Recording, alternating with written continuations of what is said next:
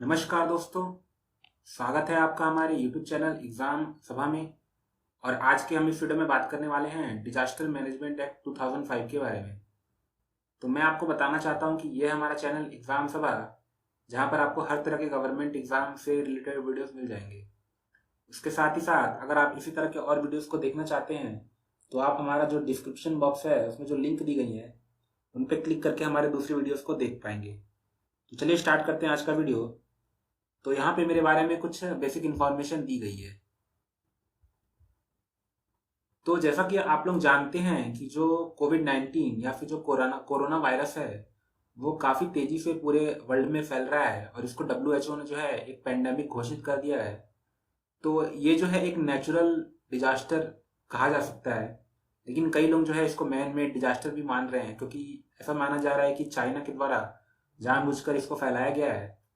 तो इसीलिए जो है इस तरह के डिजास्टर जब भी आते हैं तो उनको मैनेज करने के लिए कोई ना कोई एक्ट या प्रोविजन होना चाहिए। तो इसी के लिए जो है डिजास्टर मैनेजमेंट एक्ट 2005 को पास किया गया था।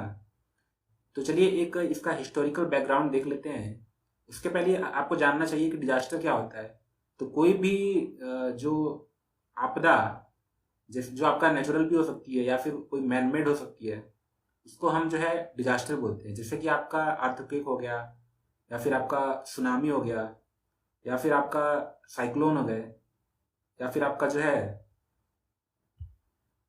कोई एपिडेमिक महामारी हो गई। तो इस तरह आप जितने भी तरह की आपकी आपदाएं होती हैं उनको डिजास्टर कहते हैं।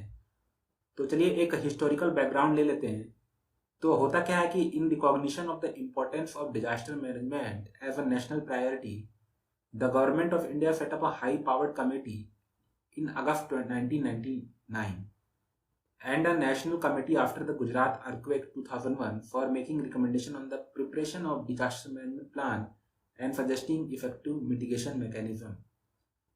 तो होता क्या है कि जो आपका डिजास्टर है, कई तरह के डिजास्टर देखे गए जिसमें आपका 2001 में जो गुजरात में अर्थक्वेक आए थे वो एक काफी बड़े लेवल पे आए थे। तो इस तरह की आपदाओं को देखते हुए जो आपकी गवर्नमेंट ऑफ इंडिया है उसने एक हाई पावर्ड कमेटी का गठन किया, जो 1999 में जो है गठित की गई थी।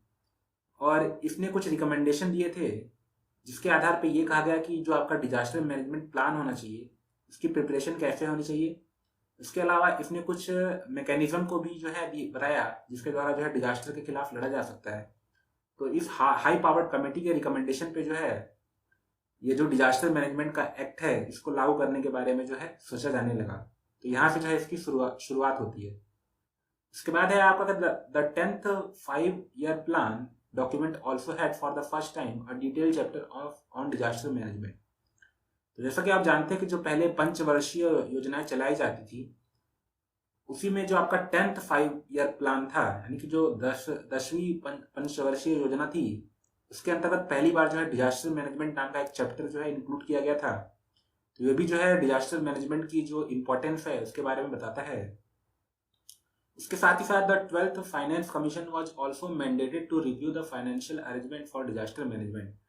इसके साथ ही साथ जो फाइनेंस कमीशन होती है, जो 12th फाइनेंस कमीशन थी, उसने भी ये जो है मैंडेट किया था कि जो फाइनेंशियल अरेंजमेंट होना चाहिए, यानी कि जो फाइनेंस का डिस्ट्रीब्यूशन जो फाइनेंस कमीशन करती है उसको इस तरीके से किया जाए ताकि अगर कोई डिजास्टर आती है तो उसके लिए कुछ फंड का लोकेशन पहले से होना चाहिए। तो ये जो है कुछ रिकमेंडेशन दिए गए थे। आपका जो 12th फाइनेंस कमीशन था और जो आपका 10th 5-year प्लान था, इन्होंने भी जो है डिजास्टर मैनेजमेंट की जो है नींव रखी थी। तो ये जो है आपका एक हिस्टोरिकल बैकग्राउंड हो गया। अब आपके लिए क्वेश्चन है कि जो 10th 5-year प्लान था वो कब से कब तक है, ये आपको जो है कमेंट बॉक्स में बताना है। तो जब हाई पावर्ड कमेटी बना ली जाती है और उसने कई सारे रिकमेंडेशन दिए, तो कई सारे स्टेप के बाद जो है गवर्नमेंट ऑफ इंडिया जो है वो 23 दिसंबर 2005 को एक एक्ट पास करती है जिसको डिजास्टर मैनेजमेंट एक्ट कहते हैं। तो जैसा कि आप यहाँ पे देख सकते हैं, on 23 December 2005 the government of India enacted the disaster management act which envisaged the creation of NDMA. तो इसी एक्ट के थ्रू जो आपका डिजास्टर मैनेजमेंट एक्ट 2005 है उसके थ्रू एक बॉडी को बनाया गया जिसको हम बोलते हैं एनडीएमए, यानी कि नेशनल डिजास्टर मैनेजमेंट अथॉरिटी। तो ये जो एनडीएमए है या नेशनल डिजास्टर मैनेजमेंट अथॉरिटी है, इसका जो हेड होगा वो प्राइम मिनिस्टर होगा। और ये जो है आपका डीएम एक्ट 2005 के थ्रू बना है, ये आपको ध्यान में रखना है।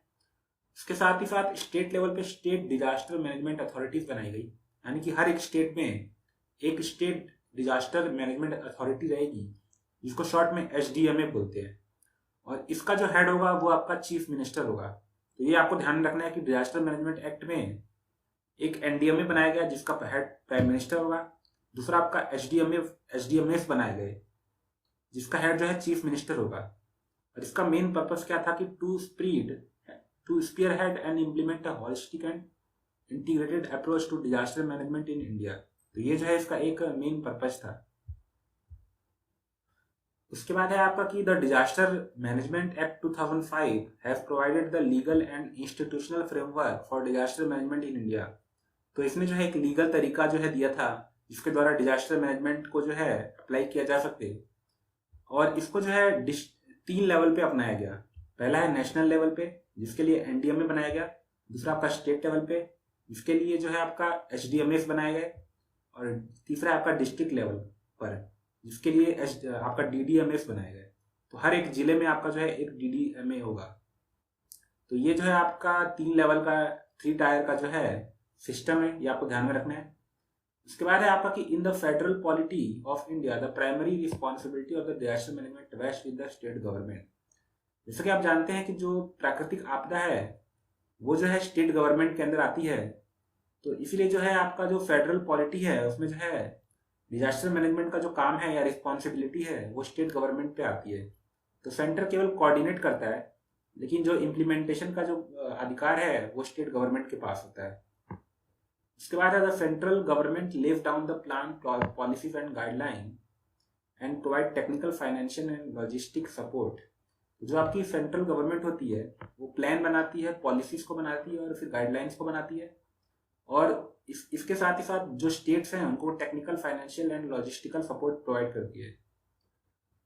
और उसके साथ ही साथ जो डिस्ट्रिक्ट एडमिनिस्ट्रेशन है वो जो है स्टेट के थ्रू वो जो है जो भी पॉलिसी प्लान या फिर जो गाइडलाइंस दी गई हैं उसको इम्प्लीमेंट करते हैं, और उसको ऑपरेशनलाइज करने के लिए वो सेंटर और स्टेट गवर्नमेंट के साथ जो है कोऑर्डिनेशन करते हैं। तो इसका एक बेस्ट एग्जांपल आप जान सकते हैं जो आपका साइक्लोन फानी आया था आपका अभी हाल ही में। तो cyclone Fani was one of the worst cyclone to hit India in last 2 decade. अगर आप पिछले 2 दशक को देखेंगे तो आपको पता चलेगा कि जो साइक्लोन फानी आया था वो काफी बड़ा जो है आपका एक साइक्लोन था जो 2 दशक में बहुत कम देखा गया था, नहीं पहली बार ऐसा कोई साइक्लोन देखा गया था। और इसने जो है उड़ीसा का जो कोस्टल एरिया है उसको हिट किया था। और इसमें क्या हुआ था कि Orissa preparedness, efficient early warning system, timely action and well planned large scale evacuation strategies help 1.2 million people move safely into nearly 4000 cyclone shelter. तो मतलब जो है आपका अर्ली वार्निंग सिस्टम का यूज करके या फिर आपका प्रिपेयर्डनेस का यूज करके, टाइमली एक्शन का यूज करके, और एक well planned large scale evacuation हुआ था करीब 12 लाख लोगों का। तो इसकी हेल्प से जो है आपका जो उड़ीसा गवर्नमेंट है उसने अच्छे तरीके से टैकल किया था। तो ये जो है आपका डिजास्टर मैनेजमेंट का काफी अच्छा एप्लीकेशन आप देखने को मिलेगा।